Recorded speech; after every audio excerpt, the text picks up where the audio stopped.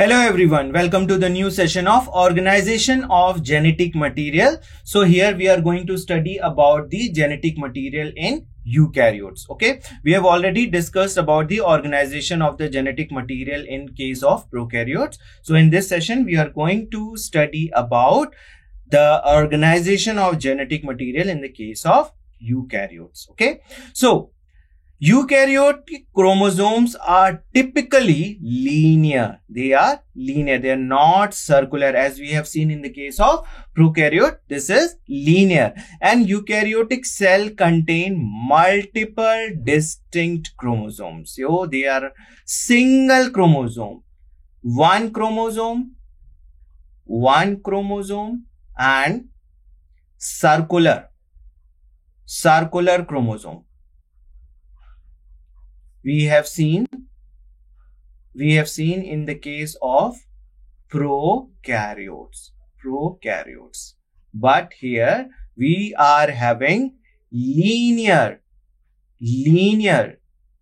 chromosome and number of chromosome in the case of eukaryotes, okay. Many eukaryotic cells contain two copies of each chromosome and therefore are called diploid. As we can see in the case of human chromosomes, we are having 23 pairs of chromosome, means 46 chromosome in number, but they are in 23 pair, means every chromosome is present in the form of pair except the 23rd one, that is in the case of female it is X and X, that is the paired form, but in the case of male that is X and Y. Otherwise the 22 chromosome is in the case of male and female, both are present in the paired form, and that is why it is called as diploid. In the case of prokaryote, it is present in a one copy, that is haploid in prokaryotes, okay. This is very, very important too. Okay, so moving forward, organization of eukaryotic chromosome. DNA, during the DNA packaging, the DNA binding proteins called histones perform various level of DNA wrapping and attachment to the scaffold protein. So there is one protein that is called as scaffold protein and there is one protein that is called as histones. Okay, so first of all, this histone is very, very important. This is a basic protein that is attached to the DNA structure and help in formation of nucleosome structure, and later this nucleosome structure arranged in a very definite way to form the solenoid structure and later giving to the scaffold proteins. Okay, so there are other protein also for the DNA wrapping and that is called scaffold proteins. The combination of the DNA with these attached protein is referred to as chromatin. So when these proteins are attached in a very definite way, they give rise to a structure which is called as chromatin.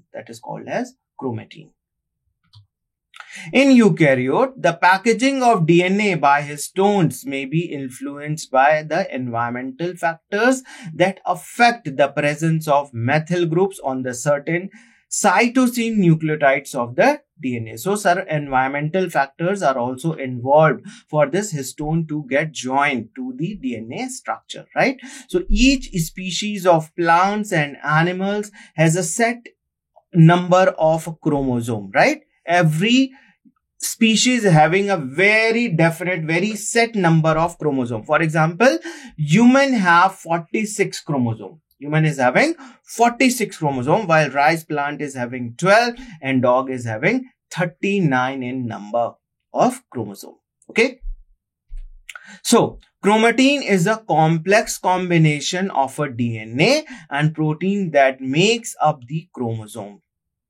So we study that chromosome is present in the cell inside the nucleus, chromosome, and we also study that chromatin material is also present. So when the cell is in not a dividing phase, it is present in a linear chromatin structure. Okay, but when it enter to the division phase, cell has to divide, right? Division phase, right? So this chromatin are broken at a certain place, and that is fixed. Okay, so the number of chromosome they get divided, right? So it is found inside the nuclei of the eukaryotic cell. So chromatin is a complex combination of a DNA and protein that makes up the chromosomes. So here you can see the chromatin material. It is present in a form of fiber, which is called as chromatin fiber. Basic information of chromatin. Okay, the function of chromatin are to package DNA into smaller volumes. So space is very less. Nucleus space is very less. This is the nucleus, and 2-meter chromatin material has to present inside this.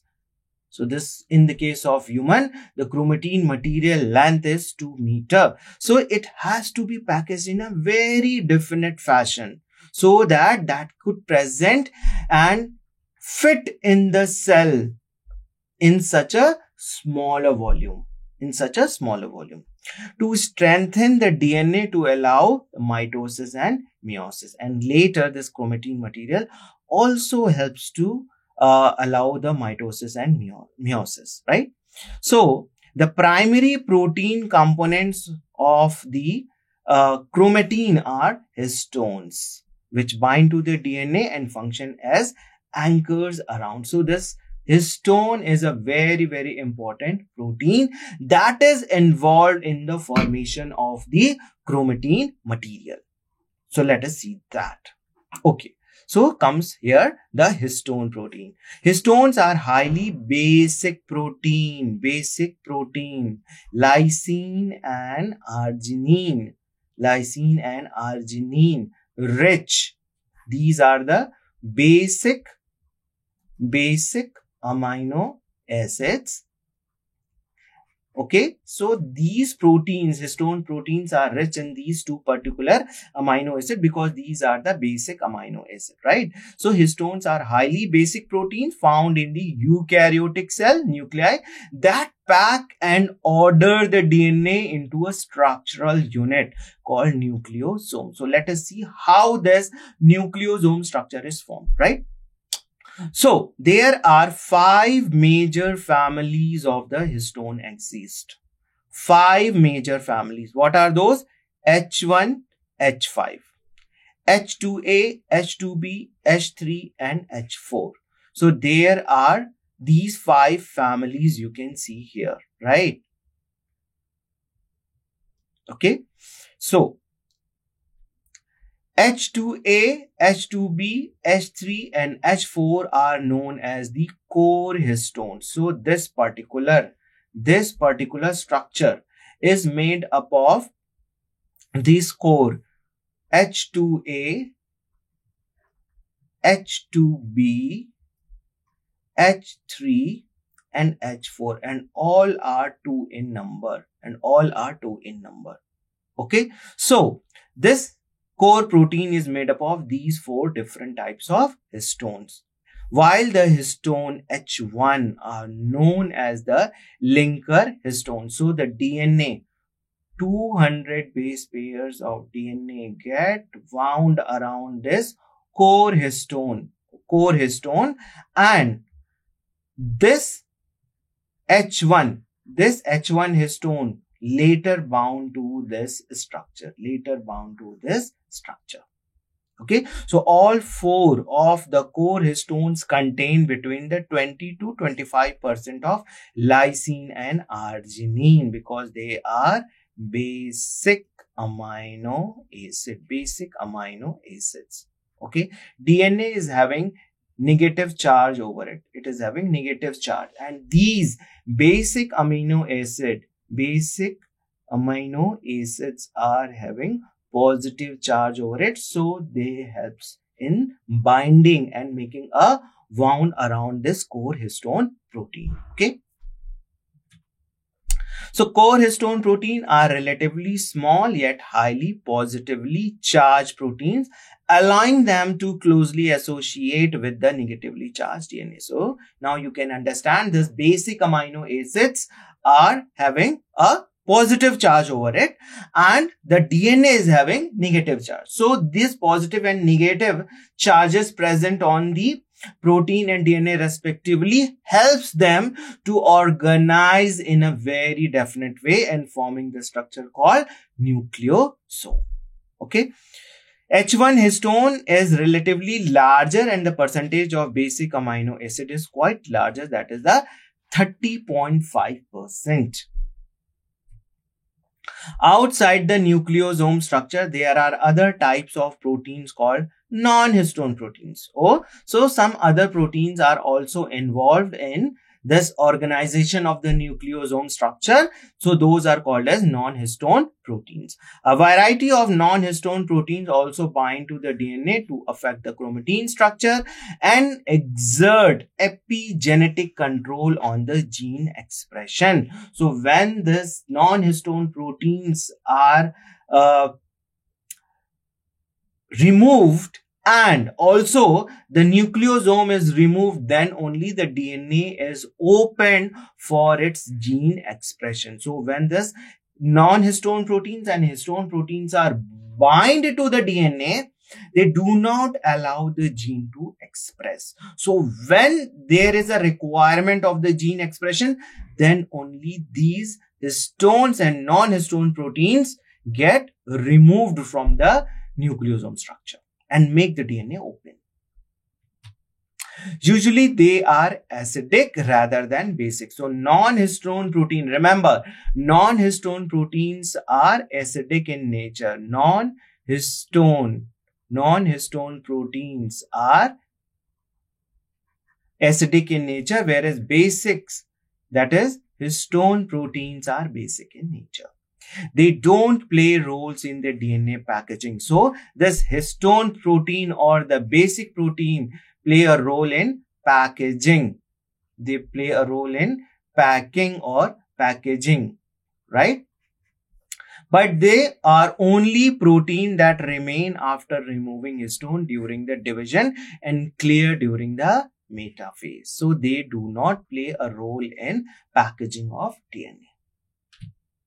The basic structural unit of the DNA packaging or in eukaryotes are called as nucleosome. So this forms the unit structure. That is nucleosome. So each nucleosome is made of DNA wrapped around the 8 histone protein. I've already discussed that H2A, H2A, H2B,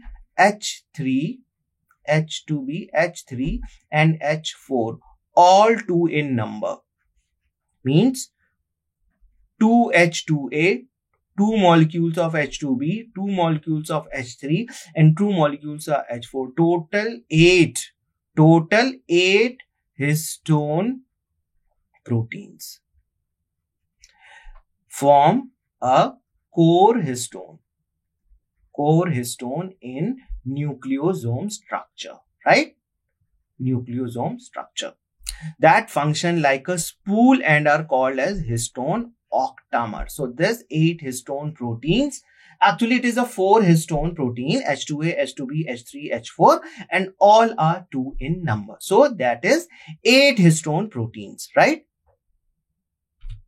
So the nuclear DNA does not appear in the free linear strand. They are not in a free linear strand. It is highly condensed and wrapped around the histone in order to fit inside the nucleus. So why they are doing and forming such a complex structure? Okay, so because their length is so long, right, and it has to wound and make a condensed wrapped structure around the histone so that they can fit in a small space, that is the nucleus, right, and take part in the formation of chromosome as well. Histones are the basic proteins and their positive charges allow them to associate with the DNA, right? So being the basic proteins, they are having a positive charge and that get attached to the DNA because the DNA is having negative charge, right? Okay, so some histones function as the spools for the DNA to wrap around.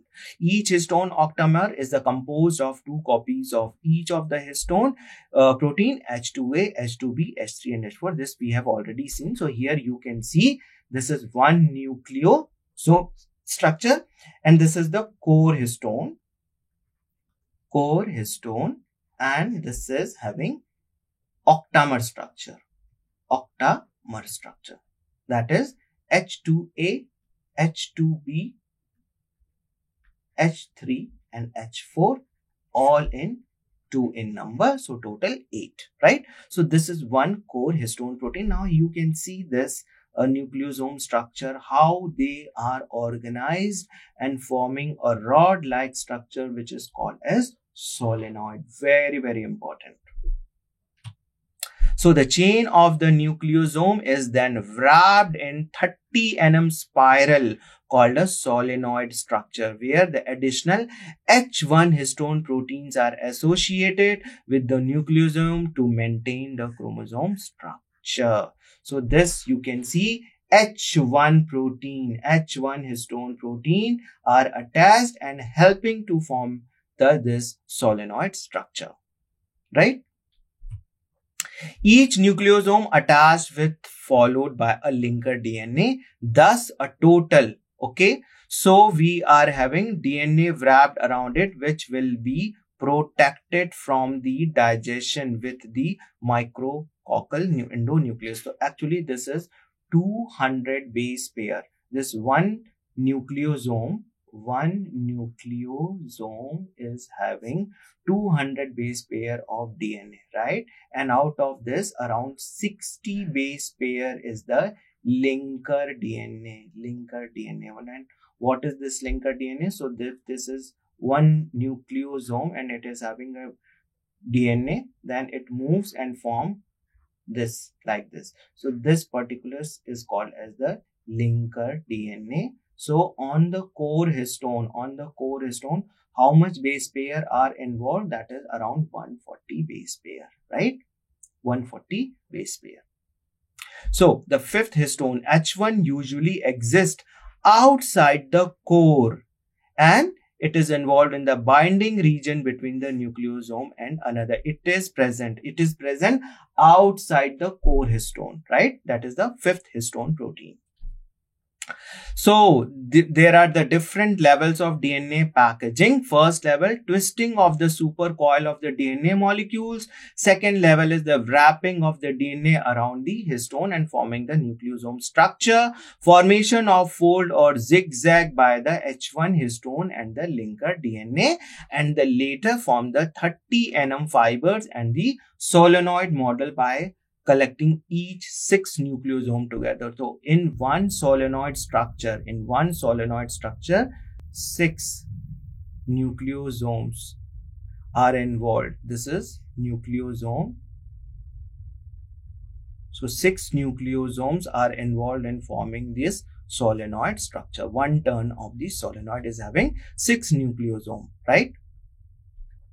So telomerase are repetitive stretches of the DNA located at the end of the linear chromosome. So if we see a chromosome like this, so its end, this particular end is called as